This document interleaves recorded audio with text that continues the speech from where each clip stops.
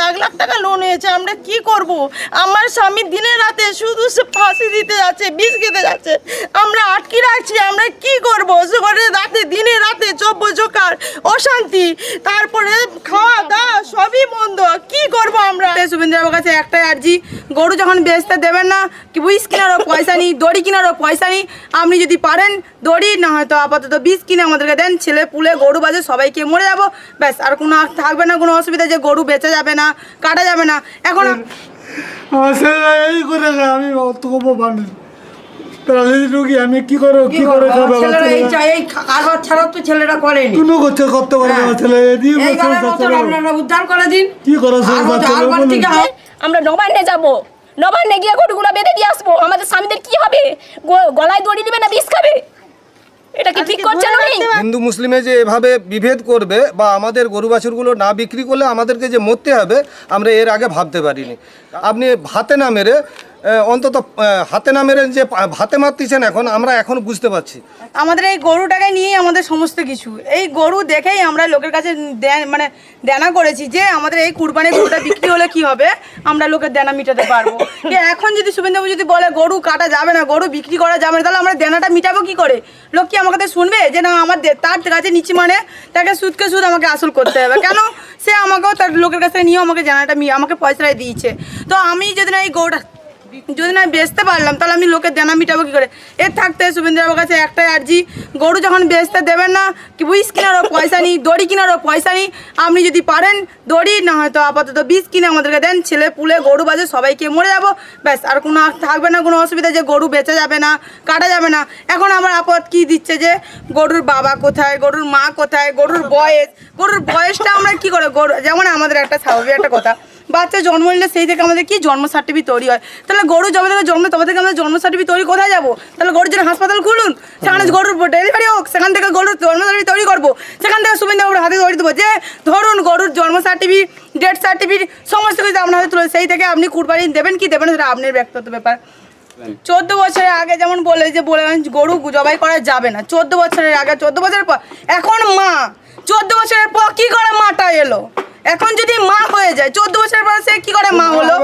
সে কি করে মা হলো? তাহলে ওনাকে বৃদ্ধাশ্রম করে দিই, সেখানে ভালো থাকবে, খাবে দাবে, যেমন একটা স্বাভাবিক কথা। যেমন আমাদের যেমন বিধবা ভাতা দিচ্ছে না, এই দেখে গরু বলেছে না 14 বছর আগে গরু ছাড়া থাকবে রাস্তাতে, তাহলে ওনারও একটা বিধবা ভাতা দিন, উনিও সেই টাকায় খাক গরু, আমরা যেমন খাচ্ছি তো গরুকে আমরা খাওয়াই, আমরা রাখতে হলে কী কথা খাওয়াতে হবে। তো আমাদের যেহেতু রাখতে দেবে না, আমাদের যেহেতু রাস্তায় ছেড়ে দিচ্ছে, তাই ওকেও লক্ষ্মীর ভাণ্ডার তো বাদ দিয়ে দিচ্ছে, অন্নপূর্ণা, তো ওনাকে উনি হচ্ছে গরু তো স্বাভাবিক, সব তো ছেলে থাকে না, মেয়েও থাকে, মাতা, তো মাতাকেও তাকে কি অন্নপূর্ণা ভাণ্ডার দিতে হবে, সেই ভাণ্ডার থেকে গরু খাবে, এই আমাদের দাবি। কি যেমন বলে দিল যে তাদের হাসপাতাল তৈরি করে, যেমন আমাদের শরীর খারাপ বলে কি আমরা হাসপাতালে যাই, গরুর শরীর খারাপ বলে বুঝবে রাখে সেখানে মারা যাবে, ওনার জন্য হাসপাতাল করা হোক, ওনাকে বিধবা ভাতা দেওয়া হোক, ওনাকে অন্নপূর্ণা দেওয়া হোক, সেখান থেকে গরু খাক, সেখান থেকে গরু মানুষ হোক, ঠিক আছে আমরা গরু কাটবো না, গরু কাটা বন্ধ করে দেবো, কিন্তু গরুর এই সব জন্য নিয়ম যেন চালু করো, এই সব যেহেতু করতেছে শুভেন্দুবাবু, তো এইগুলো গরু কিনা নিয়ম চালু করে যেমন, তো ওনার বাবা মা গোষ্ঠী সুষ্টি সমস্ত কিছু উল্লেখ করতে চাইতেছে, ওনাদের রাখার জন্য একটা ব্যবস্থা করা হোক। আমাদের একটাই সমস্যা, আমাদেরকে যে আমরা এত গরু বাছুর রেখেছি কুরবানির জন্য, হঠাৎ করে যদি এই সিস্টেম চালু করে যে কুরবানির গরু বাছুর বিক্রি করা যাবে না, তাহলে আমরা কি করব? আমাদের বন্ধন থেকে লোন নিয়েছি কত টাকা, আমাদের তারপর হচ্ছে 10 জনকার দল থেকে আরও বিভিন্ন জায়গায় লোন হয়ে লাখ লাখ টাকা লোন হয়েছে, আমরা কি করব? আমার স্বামী দিনে রাতে শুধু সে ফাঁসি দিতে যাচ্ছে, বিষ খেতে যাচ্ছে, আমরা আটকে রাখছি, আমরা কি করব?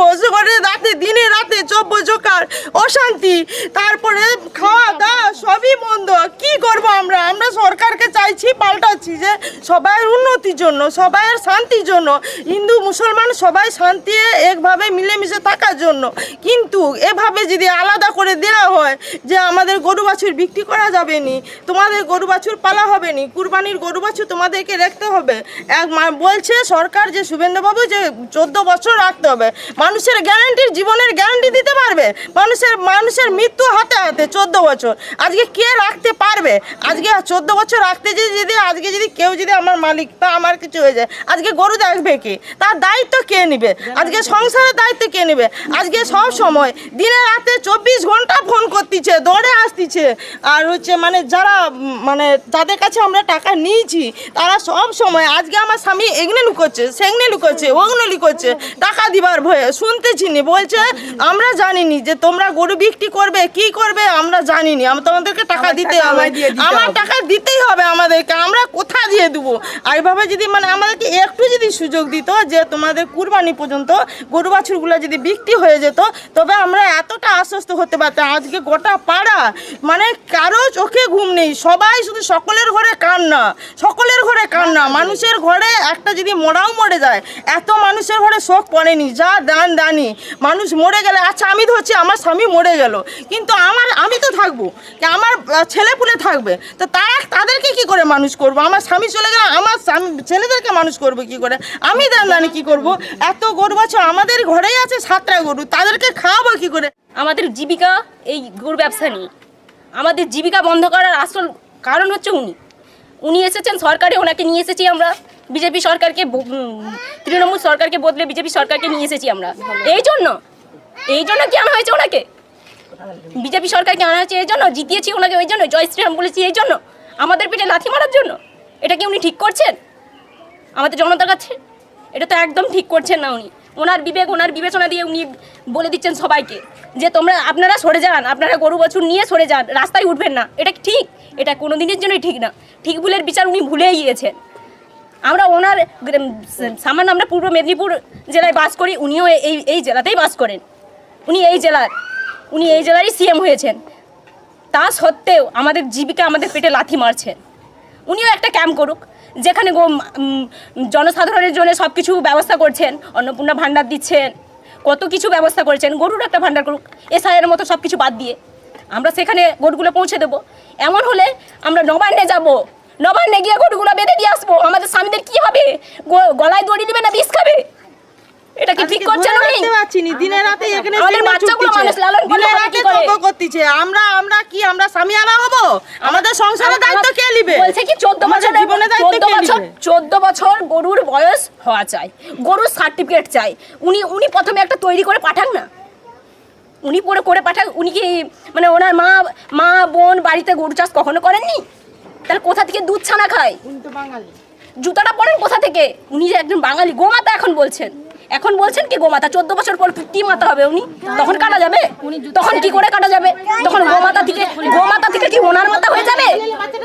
গোমাতা থেকে কি ওনার মাথা হয়ে যাবে? কারণ আমরা এই কাকদ্দা তপশিলি পল্লী প্রায় 200 পরিবার, এখানে সমস্ত বাড়িতেই আমরা গরু পালন করি এবং সেই গরু পালন করে বড় করে কুরবানি ঈদে মুসলিম ভাইদেরকে আমরা বিক্রি করি।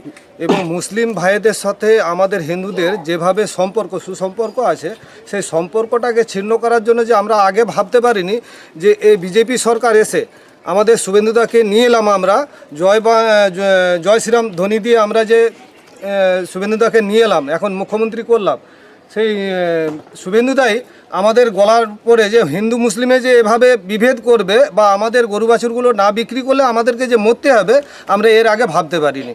কারণ শুভেন্দুদাকে খুব সুন্দরভাবে শুভেন্দুদার কাছে আর্জি জানাই যে দাদা আপনি অন্তত একটা মাস, কারণ এই কুরবানি অবধি আমাদেরকে সময় দেন আমাদের গরুগুলো বের করানোর জন্য, তারপরে আমাদেরকে আপনি ভাতে না মেরে যে ভাতে মারতেছেন আমরা এখন বুঝতে পারছি, সেই ভাতে মারার পথটাকে আপনি অন্তত সরিয়ে রাখুন, কারণ আমাদেরকে বাঁচবার অন্তত সুযোগ বের করে দেন। আপনাকে আমরা জিতিয়ে আপনাকে এখন সিএম করালাম, সিএম করিয়েও যদি আমাদের ওপরে এত অত্যাচার হয়, কারণ আমরা যে গরুগুলো নিয়ে গিয়ে এখন যদি হাটে বিক্রি করতে যাই মুসলিম ভাইদের কাছে, আমরা সেই মুসলিম ভাইদের তো হাট, ওখানে যদি বিক্রি করতে যাই সেই মুসলিম ভাইরা ধরে আমাদেরকে মারতেছে যে তোমরা হিন্দু, তোমাদের গরু নিয়ে যে তোমরা কেটে খাবে যাও।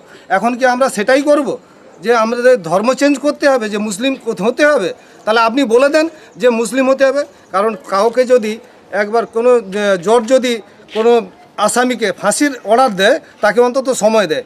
এই অর্ডারটা যদি আগে থেকে বলতে যে 2 মাস অন্তত তোমাদেরকে সময় দেওয়া হচ্ছে বা 15 দিন সময় দেওয়া হচ্ছে, সেই সময়টুকু যদি আমাদেরকে দিত, তাহলে আমরা গরুগুলো কষাই দামে অন্তত মুসলিমদের কাছে বিক্রি করে আমরা কিছুটা টাকা অন্তত আদায় করতে পারতাম।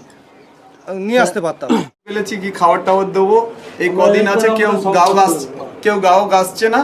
অনেক টাকা লোন করেছি, 20-22 লাখ টাকার মতো লোন আছে, ঘরের যে টাকা পয়সা ছিল সব শেষ হয়ে গেছে। এবার 6-7 দিনের খাবার আছে, কোনো কাস্টমার আসছে না। এই কুরবানি বন্ধ করে দেবে বলছে। এই কুরবানিটা যাতে তাড়াতাড়ি চালু করেন, শুভেন্দুবাবুর কাছে অনুরোধ করছি, যাতে এই আমাদের কথাগুলো আপনাদের কানে যান। বাচ্চা খেতে পাচ্ছে না, কি করব? এই গরুগুলোকে আমরা কোথায় বিক্রি করব? কি খাওয়াবো? পার ডে একটা গরুর 300-400 টাকা করে খাওয়ার খরচা আছে। কি করে মেনটেন করব আমরা এই গরুগুলো, ছাট গরুগুলোকে? আমাদেরকে মরতে হবে, এছাড়া উপায় নেই। মানুষকে ফাঁসি দেওয়ার আগেও সময় দেয়। শুভেন্দুবাবু এইটুকু জানলো না যে দীর্ঘদিন হয়ে আসছে কুরবানিটা বন্ধ করার জন্য আমরা হিন্দু লোক আমরা মরছি, মুসলিমদের তো কিচ্ছু হচ্ছে না, মরবো আমরাই। তাদেরকে শিক্ষা দিতে যে আমরাই শিক্ষা পেয়ে যাচ্ছি। আপনি তাড়াতাড়ি আমাদের কথাটা, অনুরোধটা শুনুন। কেন অন্যের রাগ আমাদের ওপরে ঝাড়ছেন? আপনি আমাদের কথাটা শুনুন দয়া করে।